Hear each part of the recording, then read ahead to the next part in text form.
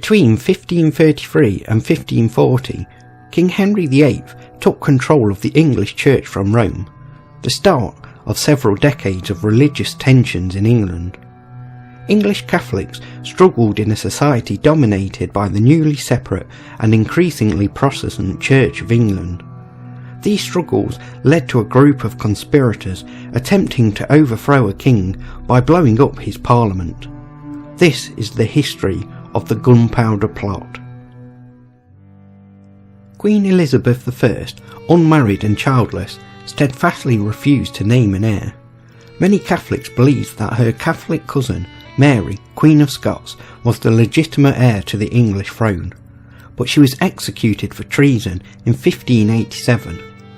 The English Secretary of State, Robert Cecil, negotiated secretly with Mary's son and successor, James VI of Scotland.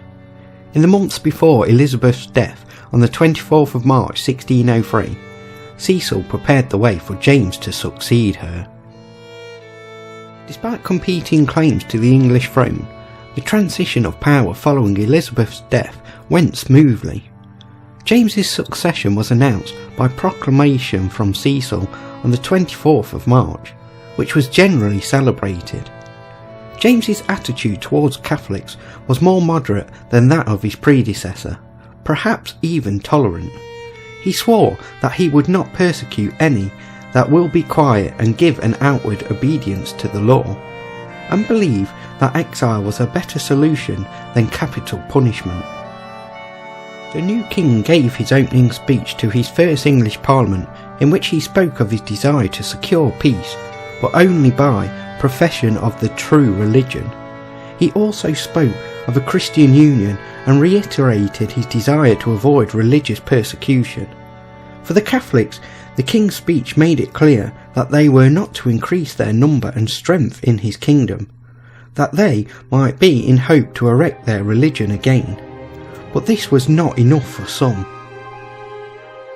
Robert Catesby, a man of ancient, historic and distinguished lineage, was the inspiration behind the Gunpowder Plot. He was described by contemporaries as a good-looking man, about 6 feet tall, athletic, and a good swordsman. Along with several other conspirators, he took part in the Essex Rebellion in 1601, during which he was wounded and captured. According to contemporary accounts, in February 1604, Catesby invited Thomas Winter to his house in Lambeth, where they discussed Catesby's plan to re-establish Catholicism in England by blowing up the House of Lords during the state opening of Parliament. Winter was known as a competent scholar, able to speak several languages, and he had fought with the English army in the Netherlands. Also present at the meeting was John White, a devout Catholic said to be one of the best swordsmen of his day, and a man who had taken part with Catesby in the Earl of Essex rebellion 3 years earlier. Despite his reservations over the possible repercussions should the attempt fail, Winter agreed to join the conspiracy, perhaps persuaded by Catesby's words, "Let us give the attempt, and where it faileth, pass no further." Winter travelled to Flanders to inquire about Spanish support. While there, he sought out Guy Fawkes, a committed Catholic who had served as a soldier in the southern Netherlands under the command of William Stanley, and who, in 1603, was recommended for a captaincy. The two men returned to England late in April 1604, telling Catesby that Spanish support was unlikely. Thomas Percy, Catesby's friend and John Wright's brother-in-law, was introduced to the plot several weeks later. The first meeting between the 5 conspirators took place on the 20th of May 1604, probably at the Duck and Drake Inn, just off the Strand. Thomas Winter's unusual residence when staying in London. Catesby, Thomas Winter and John Wright were in attendance, joined by Guy Fawkes and Thomas Percy. Alone in a private room, the 5 plotters swore an oath of secrecy on a prayer book. Following their oath, the plotters left London and returned to their homes. The Chairman of Parliament gave them, they thought, until February 1605 to finalise their plans. On the 9th of June, Percy's patron, the Earl of Northumberland, appointed him to the Honourable Corps of Gentlemen-at-Arms, a mounted troop of 50 bodyguards to the King.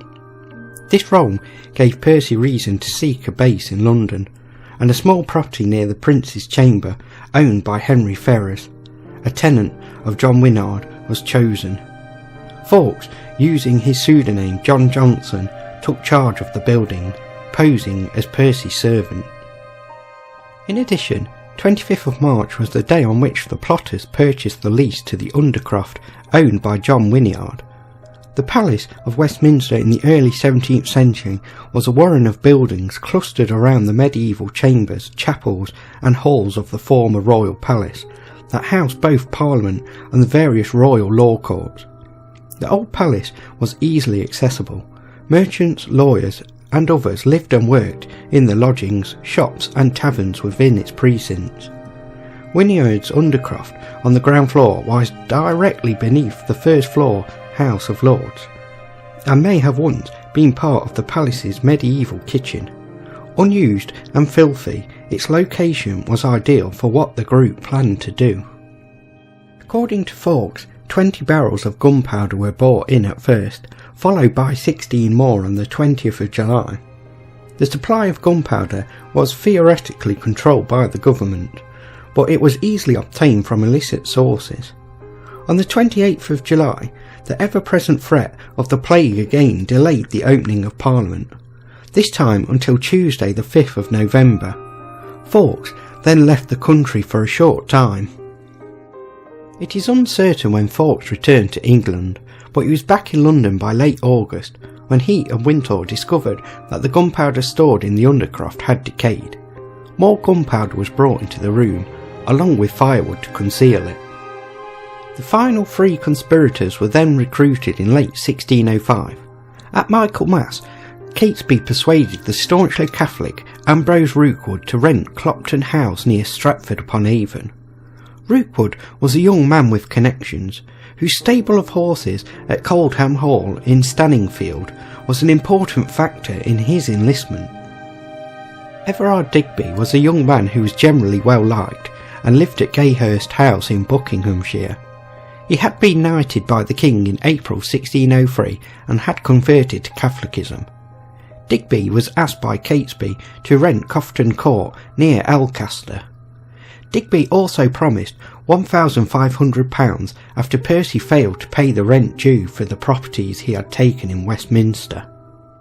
Finally, on the 14th of October, Catesby invited Francis Tresham into the conspiracy.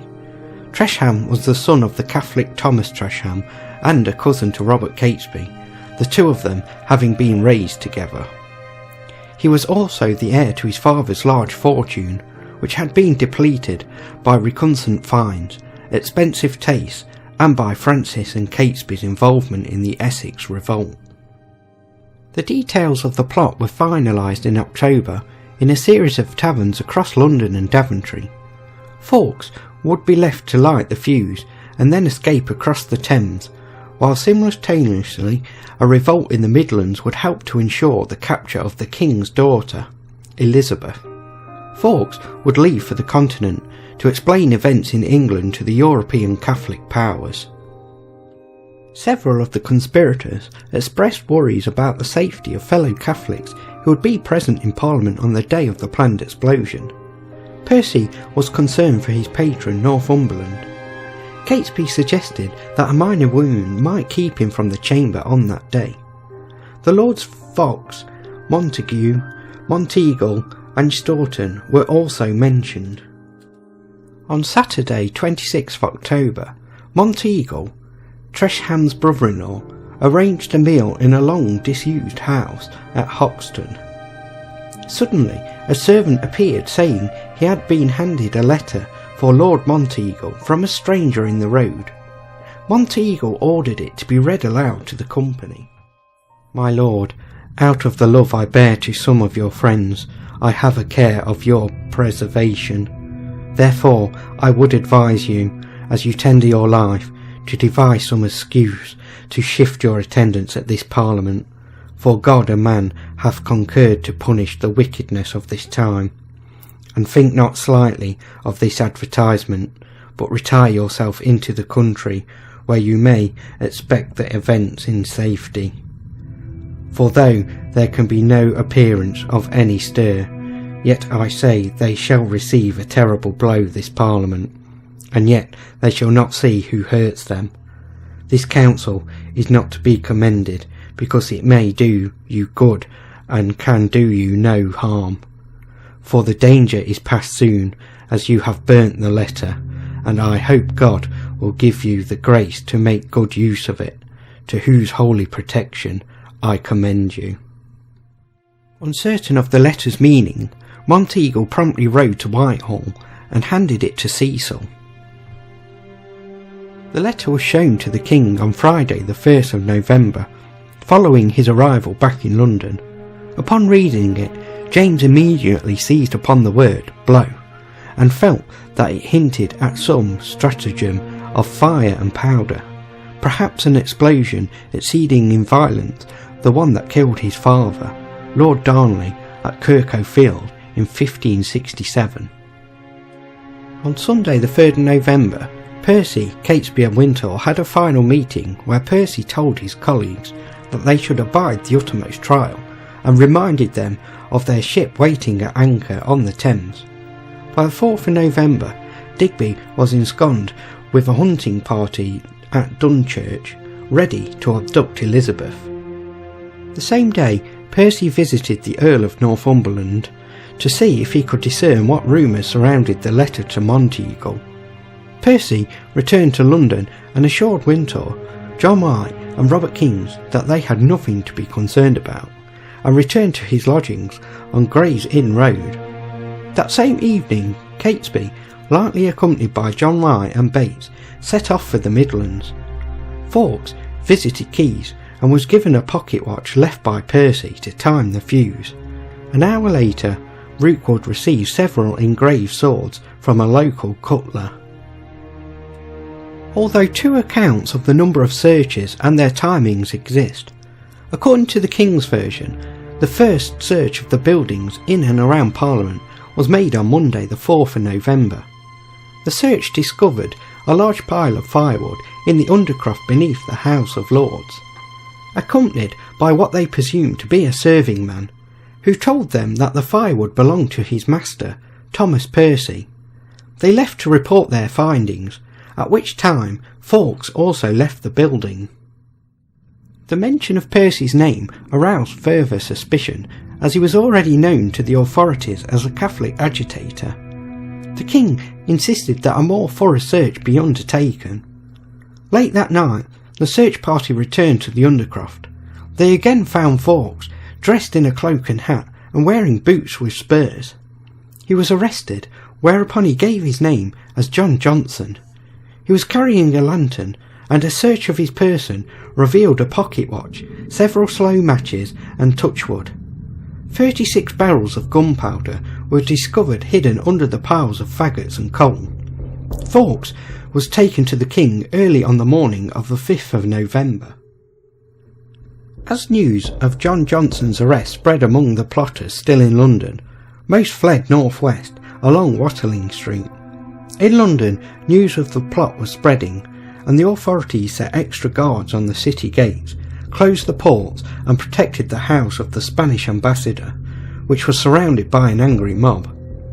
An arrest warrant was issued against Thomas Percy, and his patron, the Earl of Northumberland, was placed under house arrest. In John Johnson's initial interrogation, he revealed nothing other than that his name of his mother, and that he was from Yorkshire. A letter to Guy Fawkes was discovered on his person, but he claimed that the name was one of his aliases. Far from denying his intentions, Johnson stated that it had been his purpose to destroy the King and Parliament. Nevertheless, he maintained his composure and insisted that he had acted alone. His unwillingness to yield so impressed the King that he described him as possessing a Roman resolution. On the 6th of November, the Lord Chief Justice, Sir John Popham, a man with a deep-seated hatred of Catholics, questioned Rookwood's servants. By the evening he had learned the names of several of those involved in the conspiracy: Catesby, Rookwood, Keyes, Winter, John and Christopher Wright and Grant. Johnson, meanwhile, persisted with his story, and along with the gunpowder he was found with, he was moved to the Tower of London, where the king had decided that Johnson would be tortured. In a letter of 6th November, James wrote, "The gentler tortures are to be first used unto him, and so God speed your good work." Johnson may have been placed in manacles and hung from the walls, but he was almost certainly subject to the horrors of the rack. On the 7th of November his resolve was broken. He confessed late that day, and again over the following 2 days. The other conspirators failed to raise a rebellion and fled, raiding Warwick Castle for supplies and then continuing to Norbrook to collect weapons. They received practically no support or sympathy from those they met, including family members who were terrified at the prospect of being associated with treason. They continued to Holbech House on the border of Staffordshire. Tired and desperate, they spread out some of the now soaked gunpowder in front of the fire to dry out. Although gunpowder does not explode unless physically contained, a spark from the fire landed on the powder, and the resultant flames engulfed Catesby, Rookwood and Grant. The conspirators resolved to stay at the house and wait for the arrival of the king's men. Richard Welsh, Sheriff of Worcestershire, and his company of 200 men besieged Holbech House on the morning of the 8th of November. Thomas Wintour was hit in the shoulder while crossing the courtyard. John White was shot, followed by his brother, and then Rookwood. Catesby and Percy were reportedly killed by a single lucky shot. The attackers rushed the property and stripped the dead or dying defenders of their clothing. Grant, Morgan, Rookwood and Winter were arrested. At their trial on the 27th of January 1606, 8 of the survivors, including Fawkes, were convicted and sentenced to be hanged, drawn and quartered. On a cold 30th of January, Everard Digby, Robert Wintour, John Grant and Thomas Bates were tied to wooden panels and dragged through the crowded streets of London to St Paul's Churchyard. Digby, the first to mount the scaffold, asked the spectators for forgiveness and refused the attentions of a Protestant clergyman. He was stripped of his clothing and, wearing only a shirt, climbed the ladder to place his head through the noose. He was quickly cut down and, while still fully conscious, was castrated, disembowelled and then quartered, along with the 3 other prisoners. The following day, Thomas Wintour, Ambrose Rookwood, Robert Keyes and Guy Fawkes were hanged, drawn and quartered, opposite the building they had planned to blow up in the old palace yard at Westminster. Keyes did not wait for the hangman's command and jumped from the gallows, but he survived the drop and was led to the quartering block. Although weakened by his torture, Fawkes managed to jump from the gallows and break his neck, thus avoiding the agony of the gruesome latter part of his execution. Although Catesby and Percy escaped the executioner, their bodies were exhumed and decapitated, and their heads exhibited on spikes outside the House of Lords. In January 1606, during the first sitting of Parliament since the plot, the observance of 5th of November Act 1605 was passed, making services and sermons commemorating the event an annual feature of English life. The Act remained in force until 1859. The tradition of marking the day with ringing of church bells and bonfires started soon after the plot's discovery, and fireworks were included in some of the earliest celebrations. In Britain, 5th of November is variously called Bonfire Night, Fireworks Night or Guy Fawkes Night. It remains the custom in Britain on or around the 5th of November to let off fireworks. Traditionally, in the weeks running up to the 5th, children made guys, effigies supposedly of Fawkes, usually made from old clothes stuffed with newspaper and fitted with a grotesque mask, to be burnt on the 5th of November. But perhaps the most known observance of remembrance is this poem. Remember, remember, the 5th of November, Gunpowder, Treason and Plot. We see no reason why gunpowder treason should ever be forgot.